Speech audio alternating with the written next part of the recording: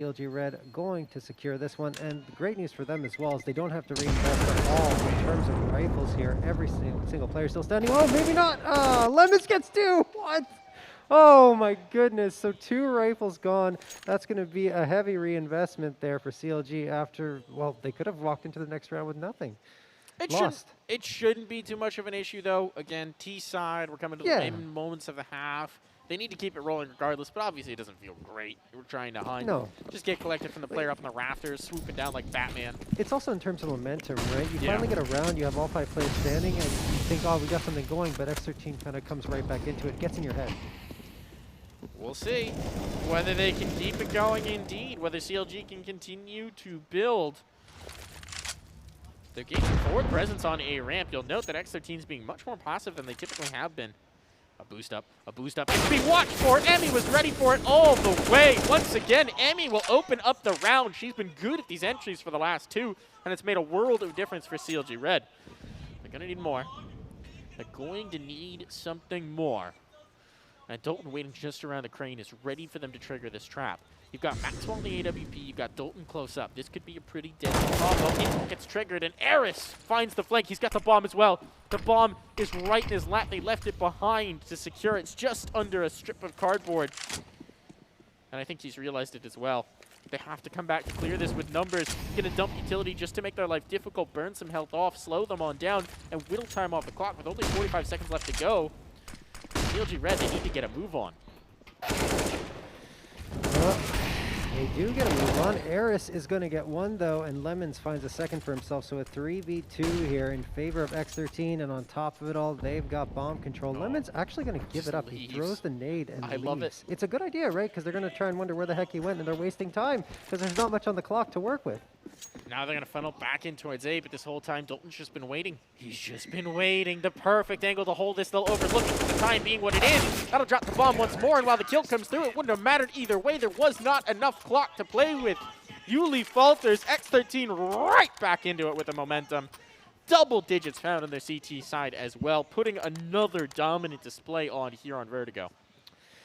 Yeah, I mean, they're kind of repeating history, so to speak, not only from Ancient, but on Vertigo in the past when they played them throughout Advanced. So yeah, we can see why X13 has been so dominant on this map in particular, not just against CLG Red, they found victories on it against other teams as well, sitting at 8-2 in Advanced. And yeah, it's one of their main maps for a reason.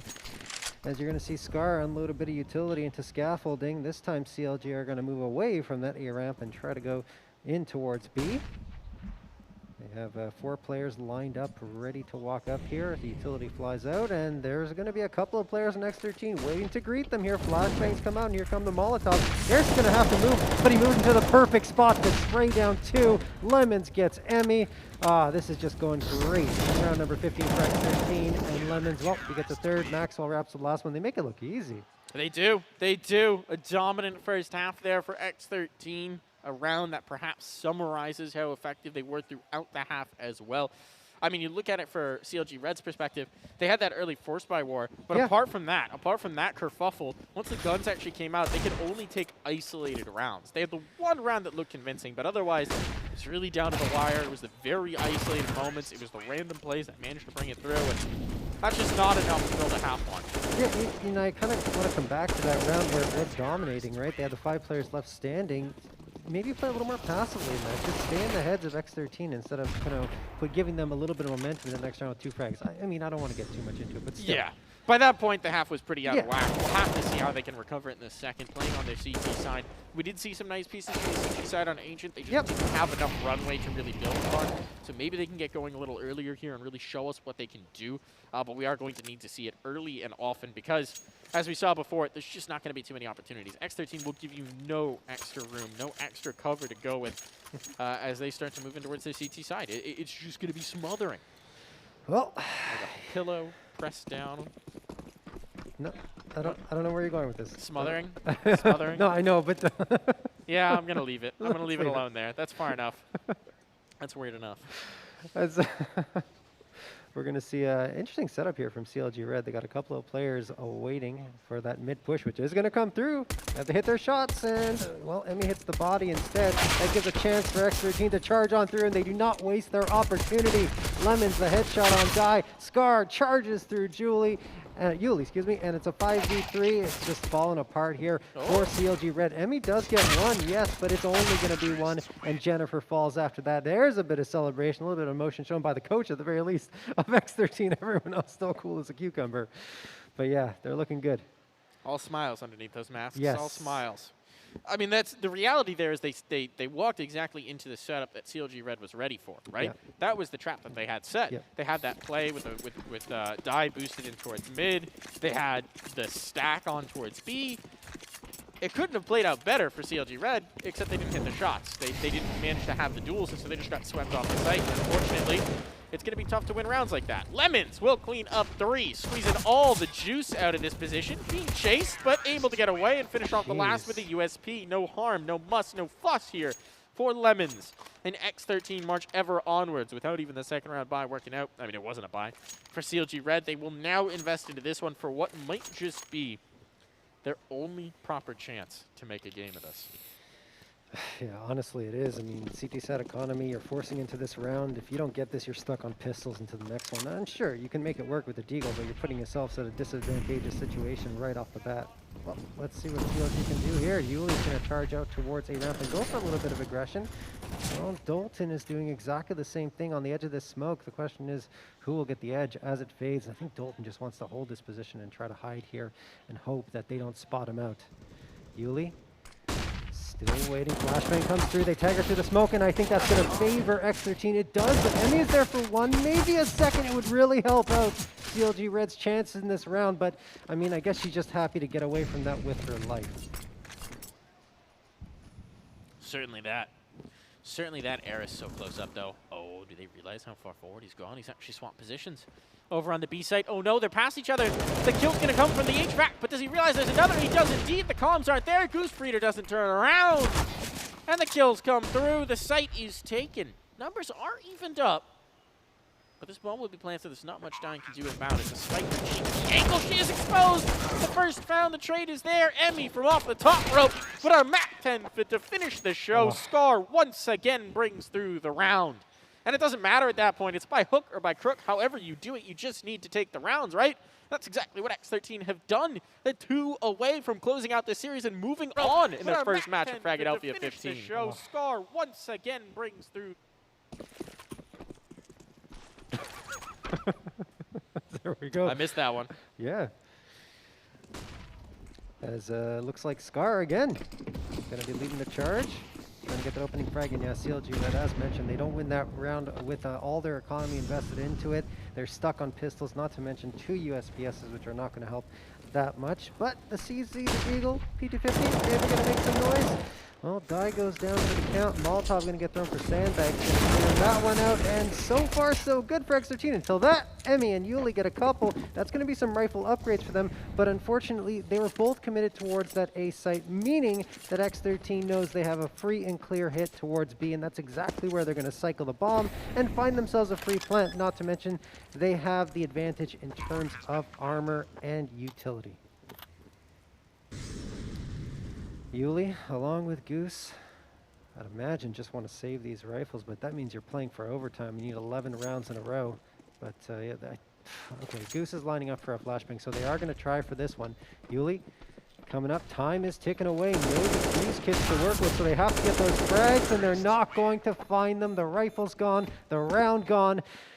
11 opportunities, Mike, for X13 to close out this series. With the way they're playing, they might just need the one. Series point on the line. X13, they've started their frag campaign strong, to say the least. Just whomping through the first few. Now they're looking to close it out here. As you said, if it doesn't work here, 11 more opportunities, so no sweat there. The rifles will be out, at least for CLG Red and AWP as well. Where is Guy going to take that early?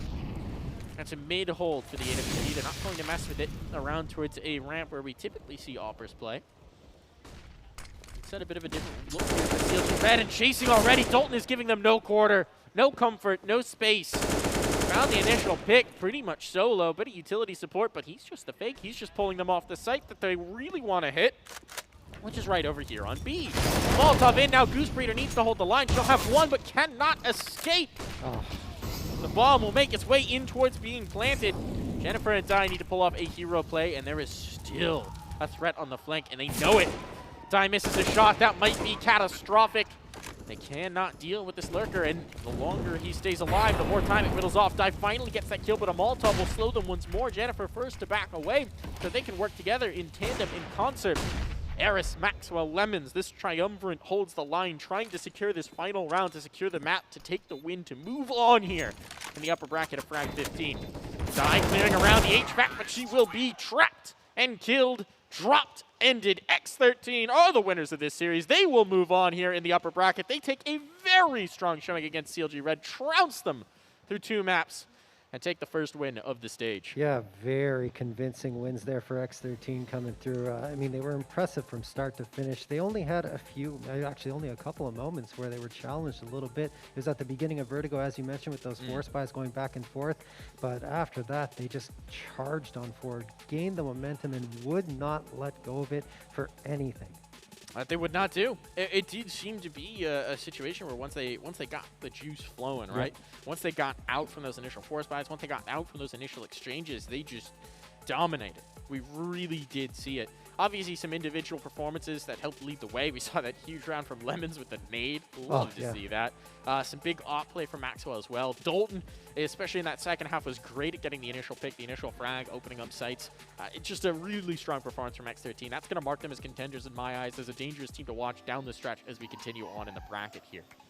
Yeah, and I mean, for CLG Red, maybe a little bit of an underperformance, honestly, because they're a good team. You know, I think they're going to bounce back from this and lose this bracket and make a good run for it because, yeah, just a tough matchup, I suppose, for them against X13, who read them quite well, and I would even say perhaps even anti-stratted them coming into this one because they were reading them perfectly, especially on Ancient when they started setting up those defaults.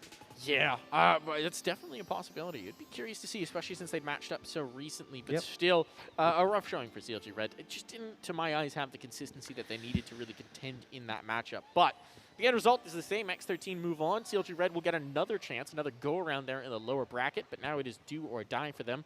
Win or be eliminated. No more second chances whatsoever. So, a little rough there, John. Oh, yeah. Little rough indeed. That is going to wrap up this match. We do have, of course, another match coming on in just a moment. We're going to take a quick break here, folks. We'll be back with more Fragadelphia 15. Watch this. Edit. Click share. Discord. Share. What? What the fudge? That's insane!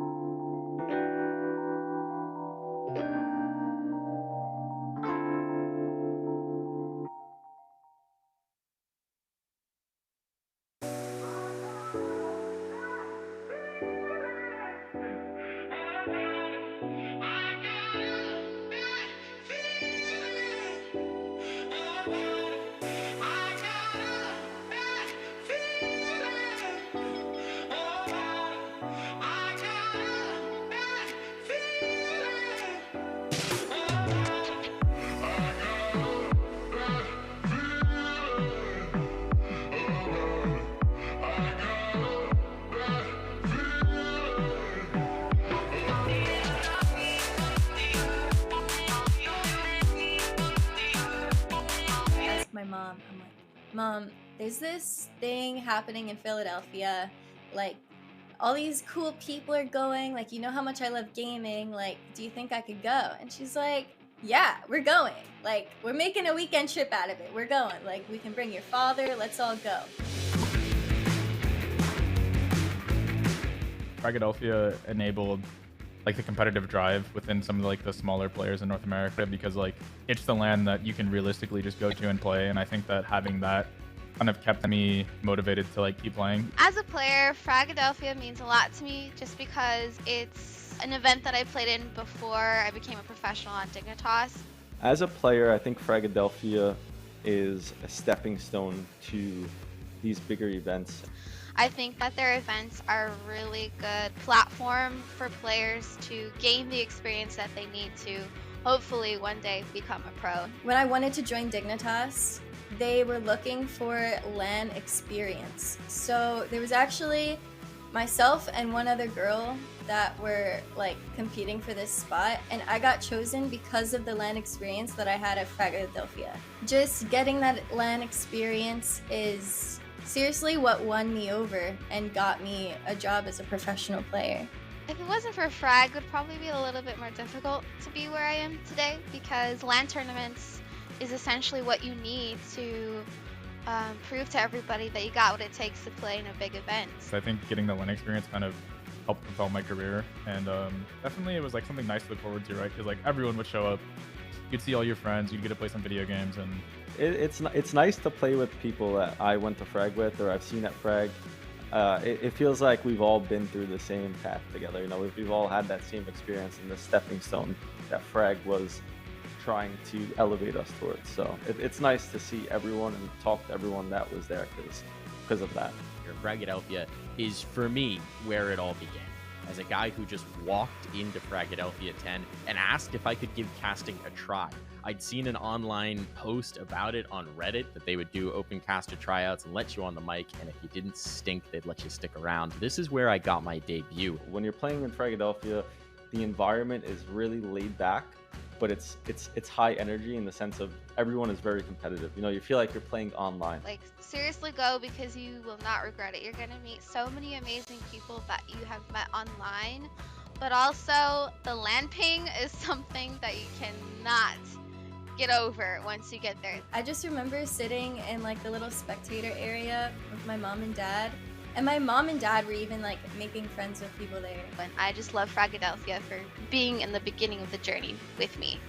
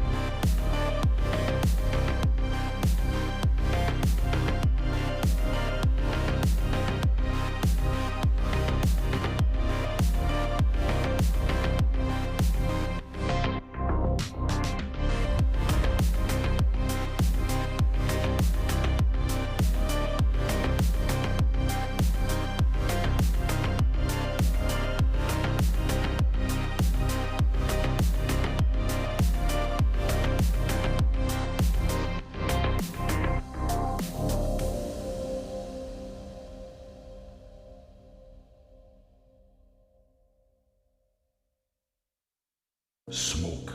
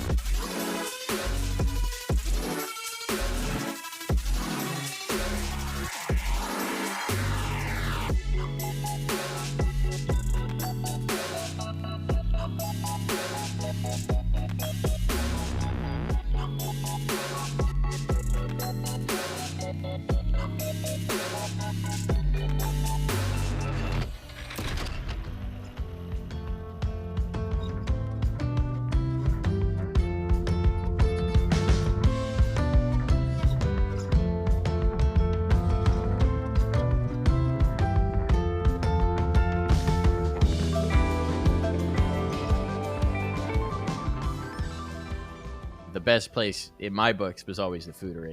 I'm a fiend for their caprese sandwich. Love the Foodery. Prime. There used to be an amazing taco truck that would be there late nights right nearby, but that hasn't been around for a few years now.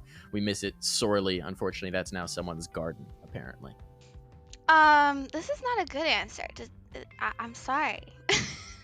No offense to Frag, but here on the West Coast, we have very healthy organic food, and everything out there was fried and like not good for me, and that's my memories of food at Frag. I'm not gonna lie, the bakery across the street was pretty banging. Even though like it wasn't directly from the people at Frag, the bakery across the street on the corner had just delicious things, man. Like the cookies were so good, the poppy seed cake. Fuck, man, that stuff was good. I would just be like, yo, I can't wait to go to Fragadelphia to get the bakery across the street.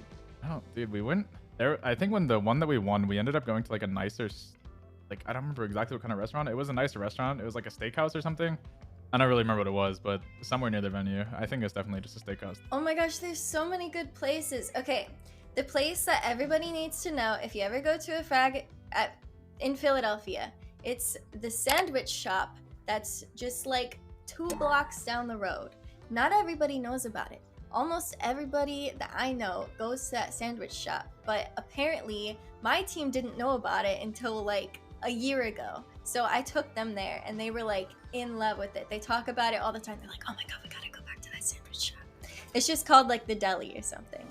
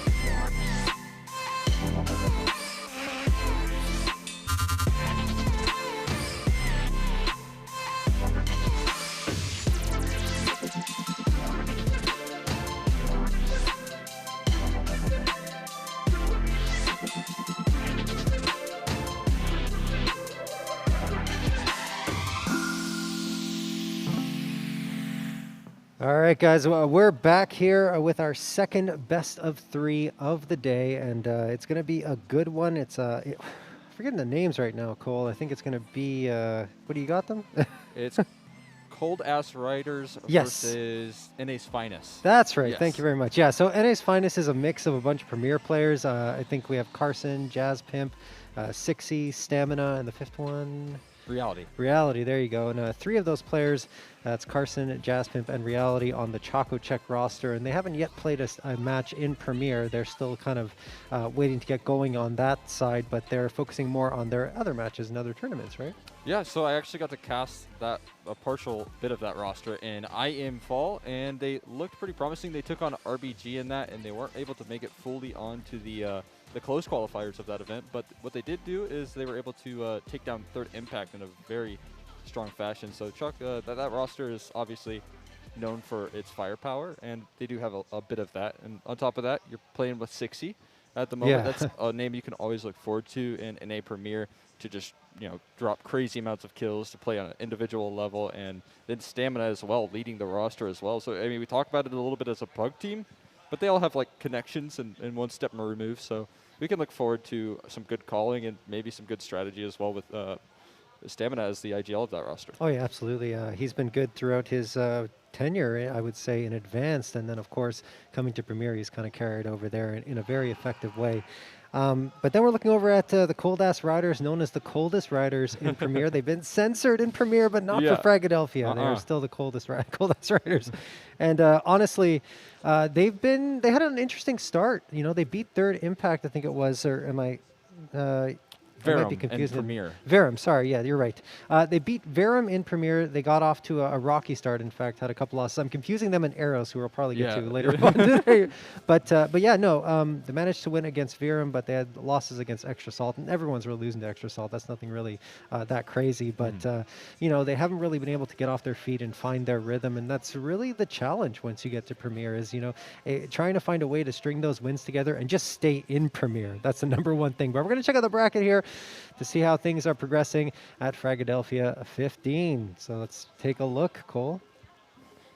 Yeah, we got ourselves a couple of the first rounds already underway. Obviously, a couple interesting matches that we can look forward to. I think that RBG Esports X13 matchup's looking very interesting. Obviously, the one that we're going to be covering here is Cold Ass Riders taking on NA's Finest, which is going to be another great matchup. I'm really looking forward to getting to cast that one. And yeah, I mean, a lot of these matches looking interesting. Even Third Impact Touchpoint Gaming as a sort of rematch from these LAN players that we get to see, both playing at the Denver event. So exciting stuff. Yeah, I mean, Touchpoint Gaming impressed me actually when they were playing at Denver, and they played in a couple of the Fragadelphia satellites. They're a pretty solid team, so we'll see what they can bring against Third Impact. And Third Impact, of course, making it through here to the next round, and they were victors. Was it at Denver, right? Yes, Denver. Yeah. Third Impact coming through with the win at Denver. So, we got one team that was successful there. But here, Cold Ass Riders, of course, or Cold Ass Riding, they were successful at the first Fragadelphia. That was East Falls, right? Yes, it was. And it was a really impressive victory over Big Chillin' as well. Yep. I mean, they had no sweat. We had some crazy performances from Jermaine in that matchup, which is what I'm looking forward to the most. And I got to talk to a little bit about their first matchup. They were able to take down Revel in the first round. And that first map, a little bit shaky, they told me. That second map, they really were able to knock it out of the park. I believe it was 16-3 on Nuke. So maybe you can look forward to some more Nuke here if they're taking on NA's Finest and try and maybe get a punish pick on the likes of Stamina, even though he's a perfectly good caller on that map as well. Yeah, absolutely. I think the map that obviously the Coldest Riders perform best on is Mirage. They're sitting at a plus 30 round differential from Advanced and on to Premier. They got 6 wins, only 1 loss there. So I'm pretty sure that, you probably see that be a ban, to be honest with you. So they'll have to work with their other maps. The one after that may be Overpass, but they haven't really played it too much at the Premier level. It's only twice in the relegation tournament. They won both those times, and they won 4 times on Overpass in Advance. So we'll have to see what happens there. And in fact, I should correct that stat. They did lose once on Overpass against Extra Salt, the match they just played, and that was a bit of a stomp. 3-16 was the score. Yeah, it's tough. I mean, it's Extra Salt though, so you have to also realize how good they are and how much of a step above they can be above the competition. Oh, and like OC Fang combination on a map like Overpass is like a terrifying prospect as well. So yeah, there's no shame in losing to Extra Salt if you're a new Premier move up. So I also just want to talk a little bit about Cold Ass Riding's Premier experience and how they got there. It was a really, kind of miracle run almost. Yeah. With their 5th place, they were just barely able to squeak by. The fact that they were able to get into Premier is maybe a little bit of a blessing because they struggled a little bit in the relegation, but they got that last chance. Yeah. As one of those teams was dropping out. So, I mean, they made it, and they're so far looking promising. They got that 1 win over Verum so far, but the rest of the season, we have to kind of see how it shapes out because now the easier matches are on the way. They've gotten rid of the Extra Salt, and maybe they can have some luck versus some of the lesser teams. Well, I mean, they got rid of the first 2 hardest ones right off the bat, right? You're playing did. Triumph and then Extra Salt. That's like the worst back-to-back that you could possibly have. Welcome to Premier. Exactly. Hey, welcome to Premier. Play the top 2 teams in your group. Go. So it didn't go too well, but at the same time, like you said, there are going to be matches where they will find success. They already beat Verum. I think they're going to have a lot of good matches against the teams that were moved up as well in their group, right? Yeah, no, they showed a lot of potential in their match versus Verum. That makes me, think that if they do eventually play Eros, they can maybe take them down. I think that one of their goals was to make sure that they don't get relegated and avoid that factor. But as for the other side of things, I'm really excited for this new Strife roster that's coming. We don't get to see them in this event. They're kind of all mixed throughout a bunch of different teams. Actually, on the B stream as well as a couple of Stamina's teammates with Slight and Saturn. So that's that'll really be interesting to see. Yeah, I like that Slight and Saturn stuck to that Infinity Gauntlet roster, right? That's really cool. So I'm curious to see what they'll be able to achieve. But the fact that Stamina came out and now he's playing with these guys, it's cool to see that team being split out across different teams here. Yeah, they didn't bring their Infinity Gauntlet though. Oh no, yes, guys, why not? I checked Come it on. with Slight, and I think that got lost at TSA. Oh, that's such a shame. Buy a new one. I mean, really, that was awesome. That was like Yes. one of the best things that we saw at the event when they were 100%. there. Okay, but yeah, we're just waiting to get going here as we're gonna have vetoes probably soon, guys, of course. But yeah, to talk about the previous match very briefly, if you guys missed it, CLG Red falling by a score of 16-6 and 16-4 against X13. That's the new X13 roster, and actually X13, the organization, that was the team that Coldest Riders or Cold Ass Riding. I'm gonna get crossed up this whole time. Were able to defeat the old X13 roster that ended up disbanding, and then X13 picked up a new advanced team. So yeah. Yeah, they just barely missed that premier mark, that Yeah. old roster, and now we get to see the 2-player cams here. Look at this lovely little Chicken Joe that we see at Cold Ass Riders, an all-time classic here, surfs up on our screens as well. As I was saying though that we got to see them kind of get that miracle run into Premier, and we got to see a nice game from X13, some really dominant stuff. I think their next matchup versus RBG later on down this bracket, not going to be the easiest of tasks for sure. I mean, they're going to struggle just a little bit in that matchup, I believe, as we have already seen their previous results versus that team. I think recently they played at the IEM Fall Open qualifiers, and RBG was able to win 16-5. So if X13 is looking to make it further down this upper bracket, they're going to have to get a big upset victory. They're going to have to play the tougher teams. There's no doubt about it, right? I mean, nothing against CLG. They just had an off match, and then of course now the premier teams that are going to come through are really going to give them a run for their money. There's no doubt about it.